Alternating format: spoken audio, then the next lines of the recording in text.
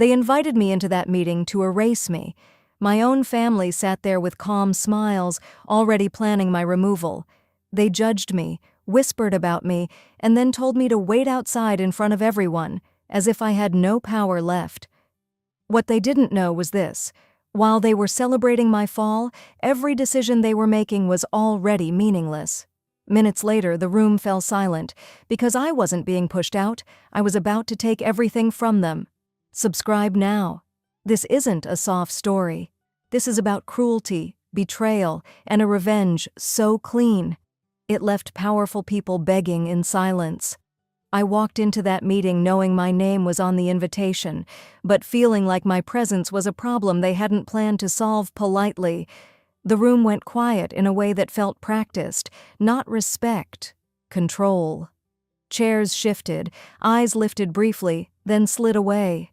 I recognized every face, not because they were important, but because they were family, the kind that shares blood, not loyalty. A few of them smiled, tight smiles, the kind that don't reach the eyes. Others didn't even try. Their expressions were already decided, already closed. I had built this company slowly, carefully, while they watched from a distance, waiting, calculating, convincing themselves that one day it would all belong to them simply because of our last name. I took my seat, but the conversation didn't slow or soften. No greeting, no acknowledgement. It was intentional. They wanted me to feel late, out of place, smaller than the room. I stayed still, my face calm, even as something inside me tightened. This wasn't a discussion, it was a performance, and I wasn't the lead. I was the target. I heard my name in whispers, followed by quiet laughter that stopped the moment I looked up. Glances passed between them, quick and confident, like signals. I had seen this before in hostile negotiations, but never among people who once sat at my family table. That realization hurt more than I expected. One of them finally met my eyes and gave a brief nod, as if granting permission for me to exist there. That's when it clicked. I wasn't invited to contribute. I was invited to watch, to be present while they rewrote my future without me. I sat back, listening, observing every detail. My heartbeat stayed steady, but my instincts were loud. Something was wrong, quietly wrong. And whatever they had planned, it wasn't small. I didn't have to lean in to hear it. Their voices carried just enough to make sure I caught pieces of what they were saying, while still pretending it was none of my business. My name slipped between sentences like something unpleasant, a mistake, a delay, a problem that needed solving. They spoke in half-phrases and coded smiles, the way people do when they believe the outcome is already settled. They thought I was weak, not because I lacked skill, but because I didn't fight loudly, because I didn't interrupt or demand attention. In their minds, silence meant surrender. They mistook patience for fear, restraint for ignorance. I could see it in the way they leaned back in their chairs, relaxed, already enjoying a victory they hadn't earned yet. As the discussion continued, the plan became clearer. They weren't here to debate strategy. They were here to remove me, to push me out quietly, cleanly, without making it look personal. A change in leadership, a restructuring, words designed to sound professional while cutting me out of everything I had built. They spoke about the company as if I were already gone, as if my presence was temporary, insignificant. What hurt wasn't just the betrayal. It was the confidence with which they believed I had no power left. They assumed I'd exhausted every option, that I'd already lost control without realizing it. In their eyes, I was outdated, soft, replaceable. They believed all they had to do was finish what they'd started, and I would disappear without resistance. One voice guided the room more than the others, a relative who had always smiled the widest and envied me the most. Every suggestion came from them. Every subtle attack carried their tone. They framed it as concern, as responsibility, as what was best for everyone. But I knew that voice. I'd heard it growing up, always calm, always convincing, always hiding something sharp underneath. I stayed quiet, letting them talk, letting them believe I didn't understand what was happening. My face gave them nothing. Inside, I was putting the pieces together. They weren't just underestimating me, they were counting on it. And that was their biggest mistake. They didn't start with shouting. That would have been too obvious. Instead, they used smiles and soft voices, the kind that pretend to be respectful while cutting deeper than anger ever could. One of them interrupted me the moment I began to speak, not sharply, just enough to make it seem accidental. An apology followed, thin and unnecessary. The message was clear. My voice wasn't welcome. When I tried again, someone laughed. Quietly. Not at a joke, at me. Another relative leaned back and said something about experience and modern leadership, words chosen carefully to imply I had neither.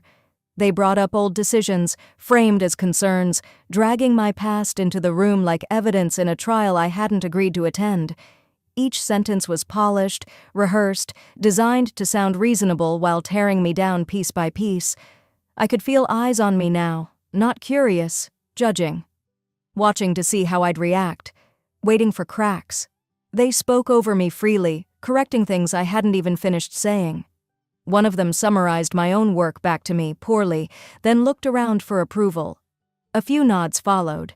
That hurt more than the words themselves. What made it cruel wasn't just the disrespect, it was how public it was. Nothing whispered anymore. Every doubt about me was placed on the table like fact. They questioned my decisions, my authority, even my right to sit there. And all of it was done calmly, professionally, as if humiliation were simply part of the agenda. I realized then that this was intentional. They wanted me small, unbalanced, defensive. If I argued, I'd look emotional.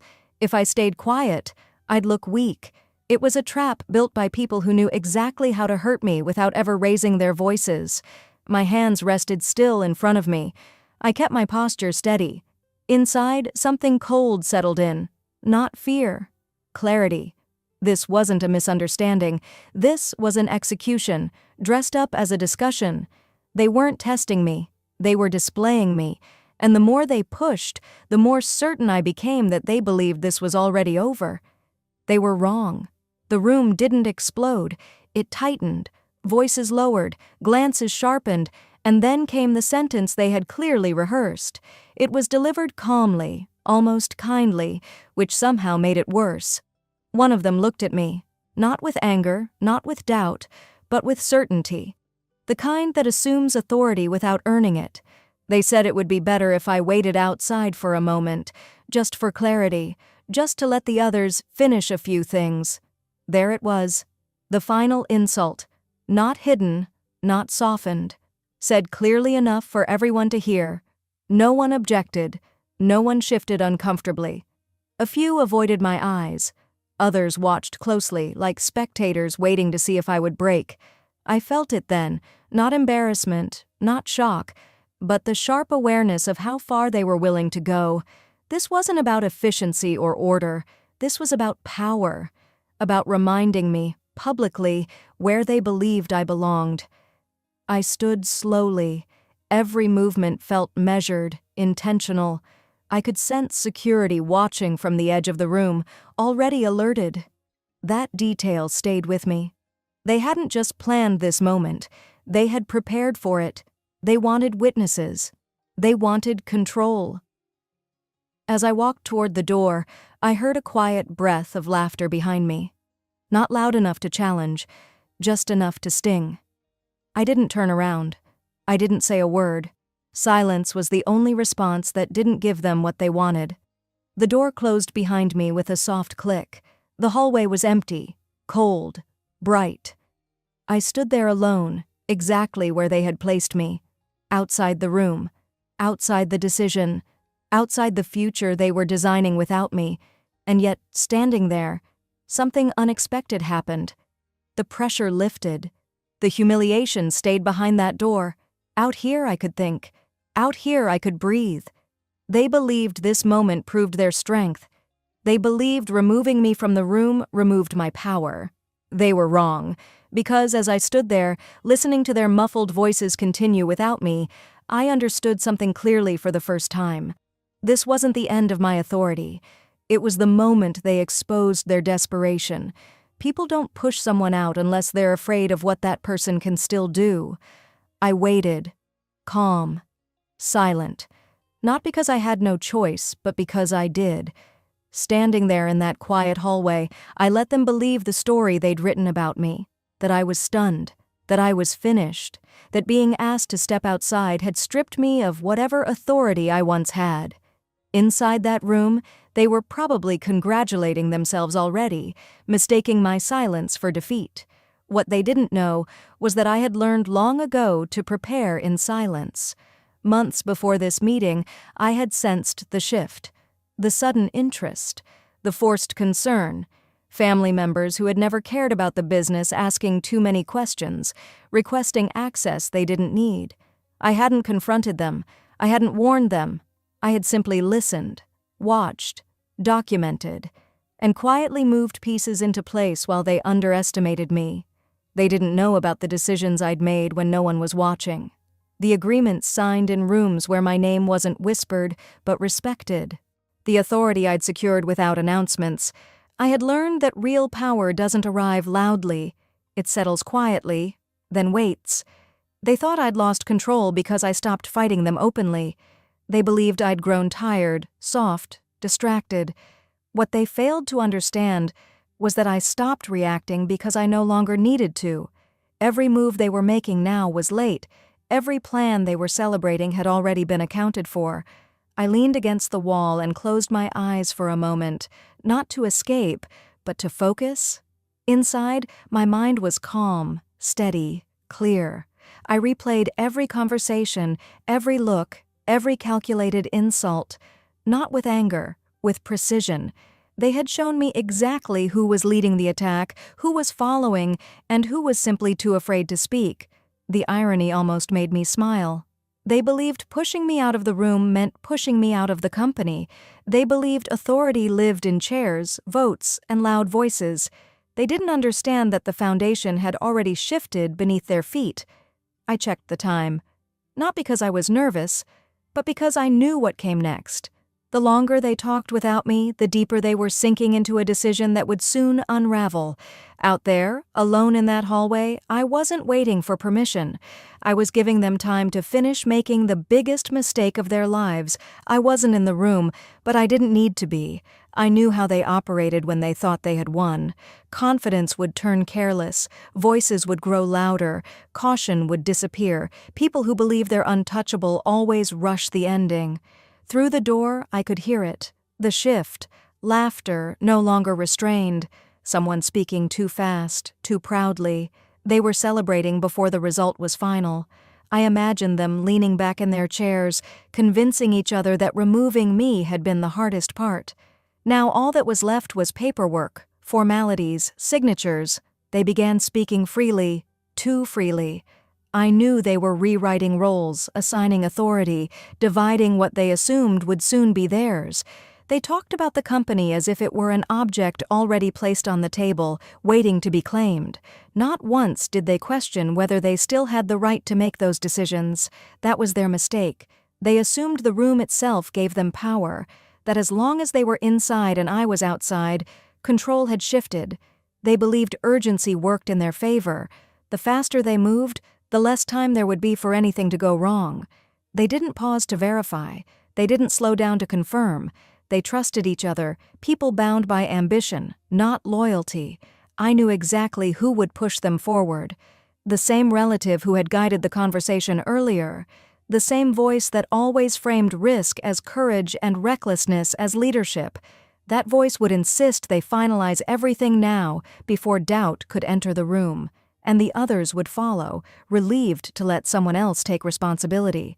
They didn't realize that every decision made without me present carried no weight, that every confident signature meant nothing, that the structure they were so sure they controlled no longer stood the way they thought it did.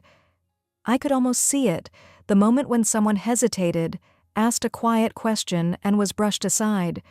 Doubt doesn't disappear in groups. It gets silenced. And when that happens, mistakes multiply. I stayed where I was, listening, patient, letting them lock themselves into choices they couldn't undo. They thought pushing me out had weakened me. In truth, it had freed them to expose everything I needed to see. Inside that room, they weren't securing their future. They were documenting their downfall. The door opened sooner than I expected, not because they were ready, but because something had gone wrong. I could tell by the way the voice sounded when my name was called. It wasn't confident anymore. It was careful, controlled, the kind of tone people use when they realize they may have miscalculated. I walked back in without rushing. Every step felt steady, deliberate. The room looked different now, not physically, but emotionally. The air was heavier. Conversations stopped the moment I entered. Chairs that had been relaxed were suddenly upright. Smiles disappeared. Eyes avoided mine, then returned quickly, searching my face for clues. Something had shifted, and they felt it. The relative who had led the attack earlier didn't meet my eyes this time. Their confidence had thinned, replaced by irritation they tried to hide. Papers were spread across the table, too many of them. People don't pull out that much documentation unless they're trying to fix something that's already cracked. I took my seat without being asked. No one stopped me. That silence said more than any apology could have. Someone cleared their throat and began explaining, slowly, carefully. They talked about timelines, assumptions, technicalities, words stacked on top of words, hoping to bury the truth underneath. I listened without interrupting, letting them fill the space with explanations no one had requested. Then I noticed it. The small detail that told me everything. A document pushed slightly out of alignment. A signature missing where it shouldn't have been. A glance exchanged between two people who suddenly understood the same problem at the same time. Their plan had depended on speed, on pressure, on keeping me out long enough to force decisions through. But in their rush, they'd overlooked something essential. They had assumed I was no longer necessary. They had assumed wrong. The room was quiet now, not tense, uncertain. They were waiting. For anger? For protest? For emotion? Something they could react to. I gave them none of it. I spoke calmly, clearly. Just enough to point out what they had missed. I didn't accuse. I didn't threaten. I simply stated facts they could no longer ignore. With every sentence, the color drained from a few faces. One person leaned back slowly, as if the weight of realization had finally reached them. They had spent the entire meeting trying to remove me, and in doing so, they had reminded themselves exactly why they couldn't. The power in the room didn't explode. It shifted, quietly, completely, and this time, it settled where it belonged. They were still trying to recover when I spoke again, not louder, not sharper, just clearer. That's the thing about truth. It doesn't need volume. It only needs space. And suddenly, I had all of it. I told them there was something they needed to understand before the meeting went any further. A pause followed. No one interrupted this time. No one smiled. The confidence that had filled the room earlier had drained away, replaced by something close to fear. I explained calmly that the structure they were operating under no longer existed in the way they believed, that changes had been made months ago, quietly, legally, permanently. I didn't list details at first. I let the uncertainty do its work. People shifted in their seats. Pens stopped moving. Someone glanced at the documents again, this time with panic instead of pride. Then I said it plainly. The authority they were trying to vote away wasn't theirs to touch. The decisions they thought they were finalizing required my approval, not as a courtesy, not as a formality, but as a requirement. Without it, nothing they'd discussed held any weight. One of them laughed nervously, not because it was funny, but because they hoped it was. Another asked a question they already knew the answer to. I watched the realization spread slowly, unevenly, like cracks forming in glass. Some understood immediately. Others resisted it, clinging to assumptions that had protected their arrogance until now. The relative who had led the attack finally spoke. Their voice was careful, almost gentle. They asked when these changes had happened. I met their eyes for the first time that day and answered without hesitation. Not recently. not in reaction to this meeting, long before they believed they needed to move against me. That was the twist they hadn't planned for. They had built their strategy around the idea that I was always one step behind, reacting, adjusting, defending. They never considered that I might have been ahead the entire time, that while they were watching me, I was watching them more closely. Silence returned, heavier than before. Not because there was nothing left to say, but because everything that mattered had already been said. They had underestimated me in every possible way, and now they were sitting in the consequences of that mistake. I didn't smile. I didn't celebrate. I simply waited, because now they were the ones who had nothing left to do but listen.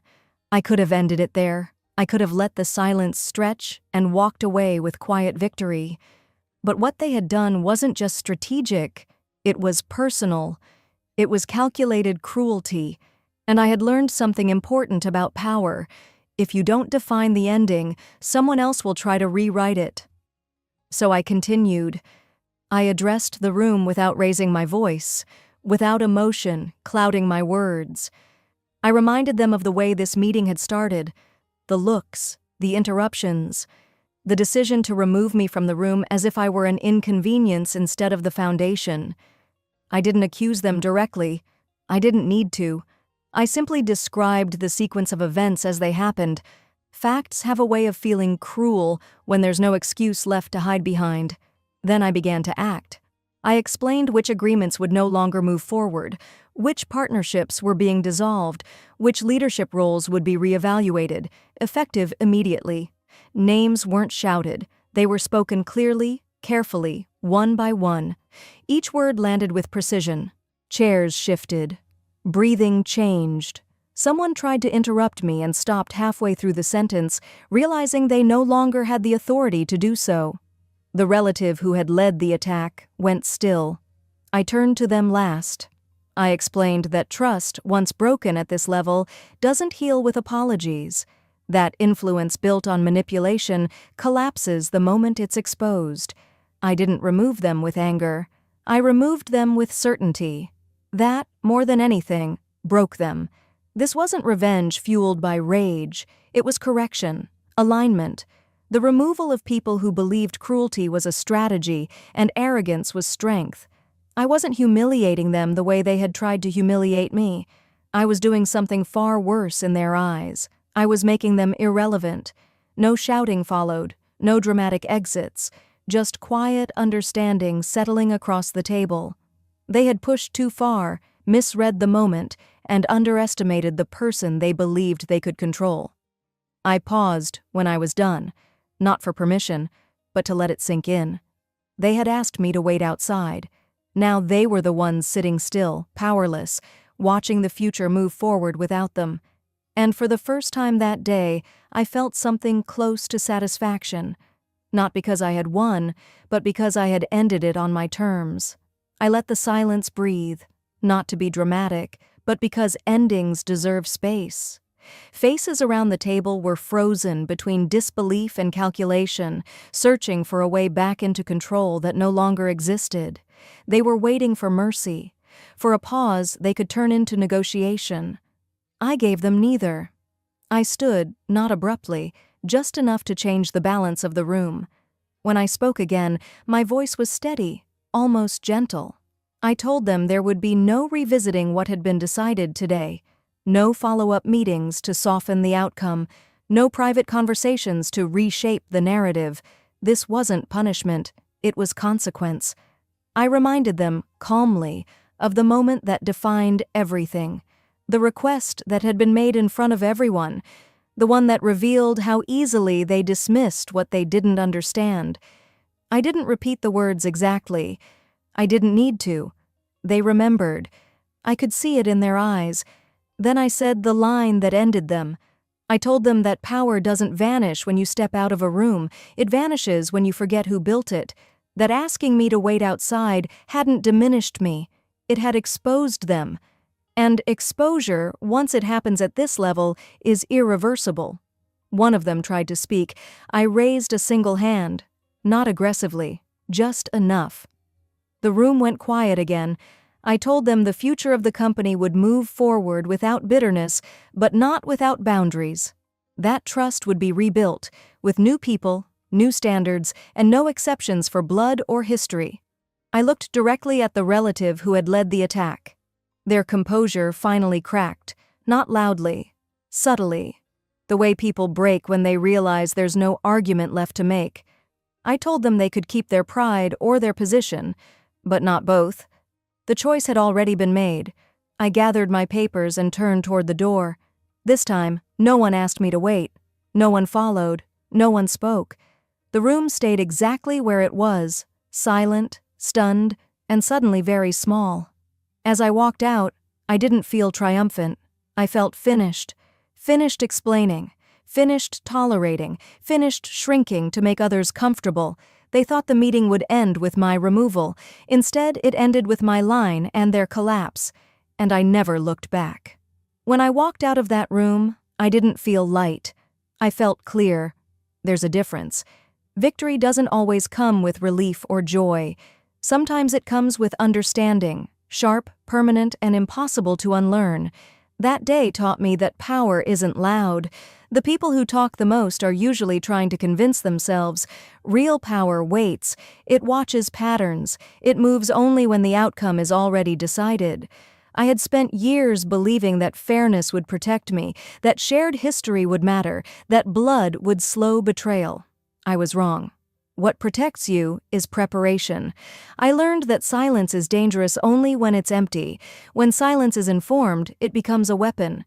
Every moment I didn't react, every time I let them believe I was behind, I was actually stepping further ahead. They mistook my restraint for weakness because they had never learned how to control themselves. I also learned something harder, about cruelty. Cruelty doesn't always look like anger. Sometimes it wears calm faces and professional language. Sometimes it hides behind what's best and moving forward. And the most damaging cruelty comes from people who believe they're entitled to you. That meeting taught me to stop explaining myself to people who had already decided not to understand, to stop offering softness where there was no respect. Strength doesn't mean becoming cold, but it does mean becoming precise.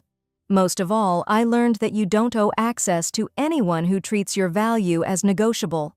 Not family, not colleagues, not history. If someone needs you smaller to feel powerful, they don't deserve proximity to your future. I didn't walk out of that room changed. I walked out confirmed. And that certainty, quiet, grounded, unshakable, was the real win.